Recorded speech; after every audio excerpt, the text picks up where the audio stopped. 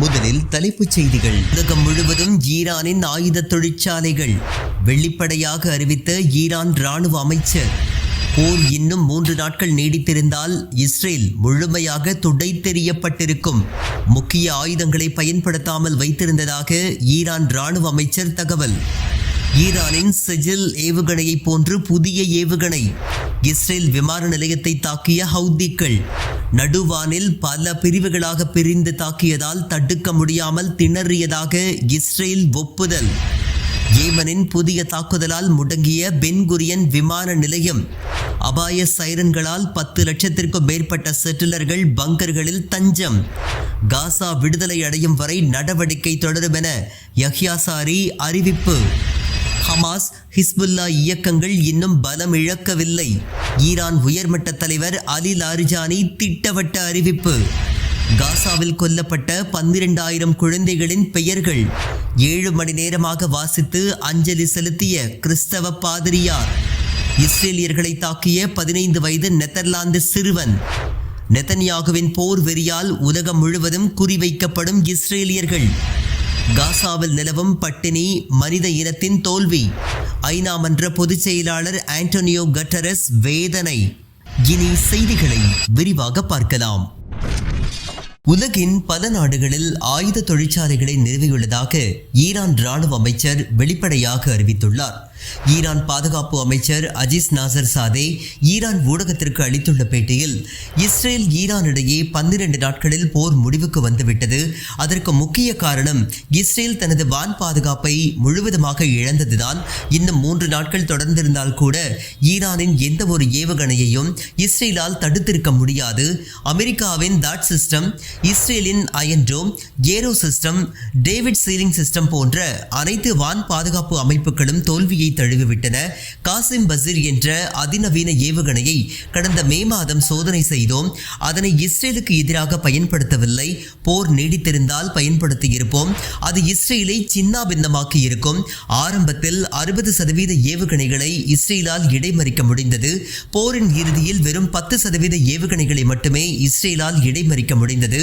90% இலக்குகளை தாக்கின. ஈரானுக்கு சொந்த நாட்டில் மட்டுமின்றி பல வெளிநாடுகளில் ஆயுத தொழிற்சாலைகளை நிறுவியுள்ளோம். அந்த நாடுகளின் பெயர்கள் பின்னால் அறிவிக்கப்படும் என்று பேசியுள்ளார். கடந்த வியாழக்கிழமை ஓமன் வளைகுடாவில் ஈரான் மிக பெரும் போர் ஒத்திகையை நடத்தியது. அதில் கடலில் இருந்து தரை இலக்குகளை தாக்கும் ஏவுகணை சோதனை ஒன்றை வெற்றிகரமாக செய்தது. இதற்கு முன்னதாக ரஷ்யாவுடன் இணைந்து மிக பெரும் போர் ஒத்திகையில் ஈடுபட்டிருந்தது குறிப்பிடத்தக்கது. ஈரான் தனது ஆயுத களஞ்சியத்தில் வைத்துள்ள அதிநவீன ஏவுகணையான காசிம் பசீர் பற்றிய புதிய தகவல்கள் தற்போது வெளியாகியுள்ளன. இஸ்ரேலுக்கு எதிரான போரில் ஈரான் இதுவரை பயன்படுத்தாத மிக முக்கிய ஏவுகணை காசிம் பசீர். நிலைமை கைமீறி போனால் மட்டுமே இந்த ஏவுகணையை பயன்படுத்த ஈரான் திட்டமிட்டிருந்துள்ளது. தற்போது அந்த ஏவுகணையை பற்றிய கூடுதல் விவரங்கள் அதிக கவனத்தை பெற்றுள்ளன.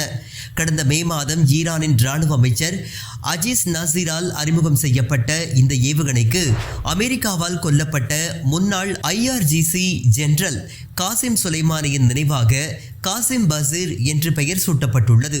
மேக் 11 எனப்படும் ஒலியை விட 11 மடங்கு வேகத்தில் 500 கிலோ எடை கொண்ட வெடிமருந்துகளை சுமந்து சென்று 1200 கிலோமீட்டர் தூரம் வரை பறந்து மேக் 5 வேகத்தில் இலக்கை தாக்கும் தன்மை கொண்டது இந்த காசிம் பசீர் ஏவுகணை. செயற்கைக்கோள், GPS கருவிகளை நம்பாமல் சொந்த வழிகாட்டும் கருவிகள் மூலம் இலக்கை துல்லியமாக தாக்கும் தன்மை கொண்டவை இந்த வகை ஏவுகணைகள். வெப்பத்தை வெளியிட்டு எதிரி நாட்டின் வான் பாதுகாப்பு அமைப்புகளிடம் சிக்காமல் ஏமாற்றி வளைந்து சென்று தாக்கும் தன்மை படைத்தவையாகவும் இஸ்ரேலுடனான போருக்கு பிறகு மேலும் கூடுதல் மாற்றங்களுடன் இவை உருவாக்கப்பட்டுள்ளதாகவும் ஈரான் தெரிவித்துள்ளது. ஈரானின் செஜில் பாணியில் நடுவானில் பிரிந்து சென்று தாக்கும் அதிநவீன பாலிஸ்டிக் மிசைல் மூலம் ஏமன் படைகள் புதிய தாக்குதலை நடத்தியுள்ளன.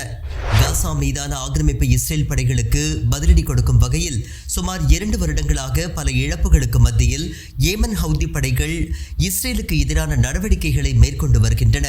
அமெரிக்கா மற்றும் இஸ்ரேலின் பல எதிர் தாக்குதல்களை துணிவுடன் ஏமன் படைகள் எதிர்கொண்டு தொடர்ந்து ஆக்கிரமிப்பு நாடு மீது தாக்குதலை தொடுத்து வருகின்றன. அதன் ஒரு பகுதியாக வெள்ளிக்கிழமை பென்குரியன் விமான நிலையத்தின் மீது ஏமன் ஹவுதி படைகள் பாலிஸ்டிக் மிசைல் தாக்குதலை நடத்தியுள்ளன. இந்த மிசைல் வழக்கம் போல இல்லாமல் நடுவானில் பல கூறுகளாக பிரிந்து சென்று பல இலக்குகளை குறிவைத்துள்ளது. இதனால் அதனை இடைமறிப்பது கடினமாக இருந்ததாக ஆக்கிரமிப்பு படைகள் ஒப்புக்கொண்டுள்ளன.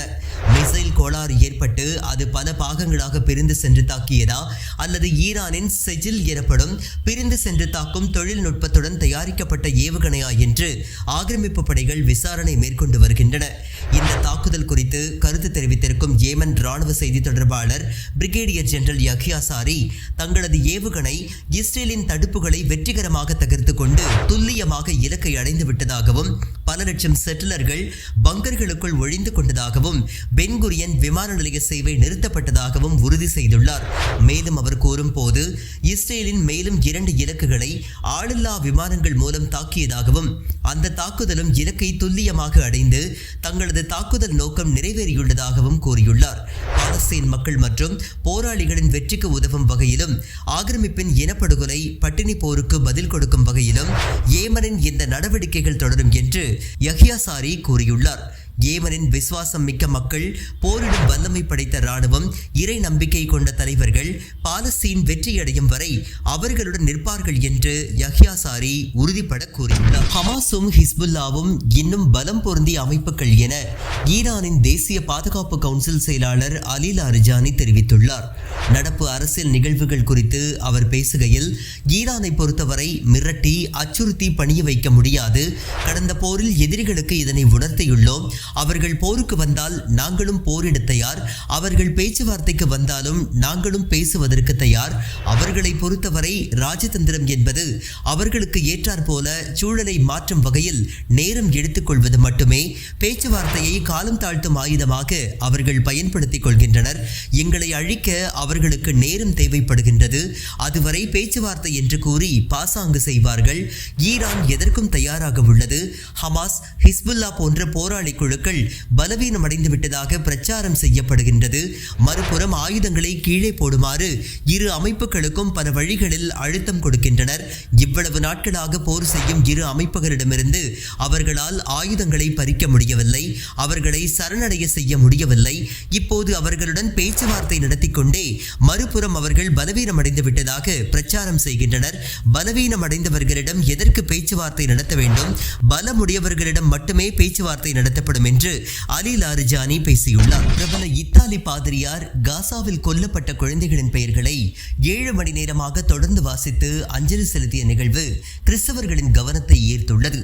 காசாவில் நாள்தோறும் குழந்தைகள், பெண்கள் கொல்லப்படும் நிகழ்வு உலகில் உள்ள மனிதநேயம் கொண்டவர்களை பேரதிர்ச்சியில் ஆழ்த்தி இருந்தாலும் உலக நாடுகளின் தலைவர்கள் வெறும் கண்டன அறிக்கைகளோடு தங்களது கடமை முடிந்துள்ளதாக நினைத்துக் கொண்டு வருகின்றனர். குறிப்பாக கிறிஸ்துவ தலைவர்களான போப்பாண்டவர் உள்ளிட்டவர்கள் அமைதி ஏற்படுத்த தவறிவிட்டதாக இடதுசாரி செயற்பாட்டாளர்களால் குற்றம் சாட்டப்பட்டு வருகின்றது. இந்த நிலையில் இத்தாலியைச் சேர்ந்த பிஷப் கூட்டமைப்பின் தலைவரும் கார்டினல் அந்தஸ்தில் உள்ளவருமான மாட்டியோ ஜுப்பி என்பவர் உலக கிறிஸ்தவர்களின் கவனத்தை ஈர்க்கும் விதமாக இரங்கல் நிகழ்ச்சி ஒன்றிற்கு ஏற்பாடு செய்தார். இந்த நிகழ்ச்சி சர்ச் ஆஃப் காசாக்லியா என்ற பிரபல தேவாலயத்தில் சிதைந்த இடிபாடுகளின் நடுவில் நடைபெற்றது.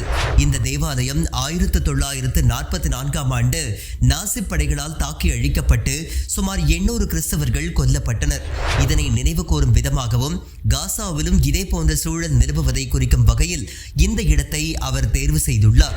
பிற்பகலில் நிகழ்ச்சி தொடங்கியவுடன் காசாவில் கொல்லப்பட்ட 12,211 குழந்தைகளின் பெயர்களை ஒவ்வொன்றாக வாசிக்க தொடங்கினார். தொடர்ந்து 7 மணி நேரமாக வாசித்து அவர் முடிப்பதற்குள் இரவாகிவிட்டது.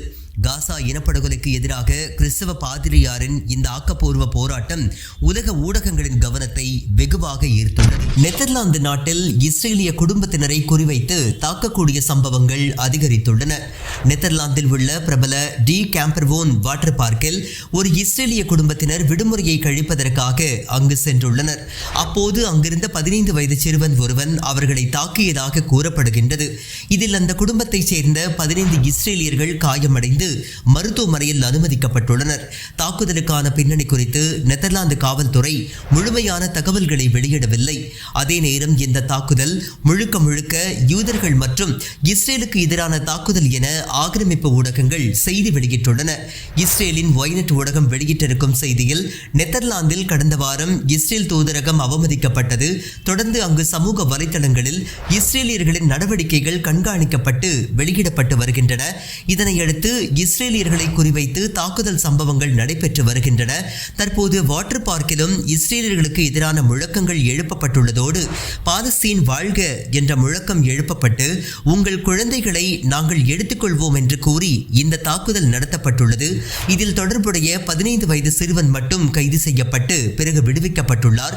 பலர் இதில் ஈடுபட்டும் நடவடிக்கை எடுக்கப்படவில்லை என்றும் நெதர்லாந்து அரசு நடவடிக்கை எடுக்க வேண்டும் என்றும் தெரிவிக்கப்பட்டுள்ளது. இஸ்ரேலில் நடத்தப்பட்ட ஒரு கருத்து கணிப்பில் காசா பிரச்சினை காரணமாக எந்த வெளிநாட்டிற்கும் செல்ல முடியவில்லை என்றும் அப்படி சென்றாலும் இஸ்ரேல் நாட்டவர் என்று கூற முடியவில்லை என பெரும்பாலான ஆக்கிரமிப்பு குடிமக்கள் கருத்து தெரிவித்திருப்பதாக டைம்ஸ் ஆஃப் இஸ்ரேல் ஊடகம் செய்தி வெளியிட்டுள்ளது. காசாவில் நிலவும் சூழல் மனித இனத்தின் தோல்வி என ஐநா மன்றம் வேதனை தெரிவித்துள்ளது. காசா சிட்டி மற்றும் அதன் சுற்றுவட்டார பகுதிகளில் நிலவும் பட்டினி என்பது ஐநா மன்றத்தின் தோல்வி என ஐநா மன்றத்தின் பொதுச் செயலாளர் ஆண்டனியோ கட்டரஸ் வேதனை தெரிவித்துள்ளார். ஐநா மன்றத்தின் பட்டினி ஆய்வு அமைப்பான IPC வெளியிட்டுள்ள அறிக்கையில் காசாவில் 5ஆம் கட்ட பட்டினி சூழல் நிலவுவதாக குறிப்பிட்டுள்ளதை சுட்டிக்காட்டிய கட்டரஸ், 5ஆம் கட்டம் என்பது மிக மோசமான சூழல், இது மனிதன் உருவாக்கிய பேரழிவு என்று வர்ணித்துள்ளார். பட்டினி, வறுமை, மரணம் என படிப்படியான பேரழிவை நோக்கி காசா சென்று கொண்டுள்ளதாக IPC அமைப்பு தெரிவித்துள்ளது. ஆனால் காசாவில் பட்டினி நிலவவில்லை என இஸ்ரேல் பச்சை பொய்யை கூறி வருவதாக அந்த ஐநா துணை அமைப்பு குற்றம் சாட்டியுள்ளது. 5 வயதுக்கும் குறைவான சுமார் 1,32,000 குழந்தைகள் பட்டினியால் ஊட்டச்சத்து குறைபாட்டிற்கு ஆளாகி இருப்பதாக ஐநா அமைப்பு கூறியுள்ளது. உணவின்றி பட்டினியால் 271 பேர் கொல்லப்பட்ட நிலையில் அதில் 112 பேர் குழந்தைகள் ஆவர். ரீம் தௌஃபிக் காதர் என்ற பெண் கூறும் போது, எனது 4 வயது குழந்தைக்கு இதுவரை காய்கறிகள் பழங்களின் சுவை எப்படி இருக்கும் என்பது கூட தெரியாது. கடந்த 4 மாதங்களாக புரோட்டீன் பவுடர்கள் கூட கிடைக்கவில்லை என்று வேதனையுடன் கூறியுள்ளார். ரிதா ஹிஜே என்ற 29 வயது பெண் கூறும்போது, தனது 4 வயது குழந்தை லமியா போர் தொடங்குவதற்கு முன்பு 19 கிலோ எடையில் இருந்தார். அவருக்கு எந்த நோயும் இல்லை. தற்போது அவரது எடை வெறும் 10 கிலோ மட்டுமே. கடந்த 2 வருடங்களாக அவர் காய்கறிகள், பழங்கள் போன்ற உணவுகளை சாப்பிடவில்லை. முடி கொட்டிவிட்டது, கால்கள் வீக்கமடைய தொடங்கியுள்ளன. இவை அனைத்திற்கும் இந்த பட்டினி போரே காரணம் என்று சுட்டிக்காட்டியுள்ளார். முதலில் தலைப்புச் செய்திகள். உலகம் முழுவதும் ஈரானின் ஆயுத தொழிற்சாலைகள் வெளிப்படையாக அறிவித்த ஈரான் ராணுவ அமைச்சர், போர் இன்னும் 3 நாட்கள் நீடித்திருந்தால் இஸ்ரேல் முழுமையாக துடைத்தெறியப்பட்டிருக்கும். முக்கிய ஆயுதங்களை பயன்படுத்தாமல் வைத்திருந்ததாக ஈரான் ராணுவ அமைச்சர் தகவல். ஈரானின் செஜில் ஏவுகணையை போன்று புதிய ஏவுகணை. இஸ்ரேல் விமான நிலையத்தை தாக்கிய ஹவுதிகள். நடுவானில் பல பிரிவுகளாக பிரிந்து தாக்கியதால் தடுக்க முடியாமல் திணறியதாக இஸ்ரேல் ஒப்புதல். ஏமனின் புதிய தாக்குதலால் முடங்கிய பென்குரியன் விமான நிலையம். அபாய சைரன்களால் 10 லட்சத்திற்கும் மேற்பட்ட செட்டிலர்கள் பங்கர்களில் தஞ்சம்.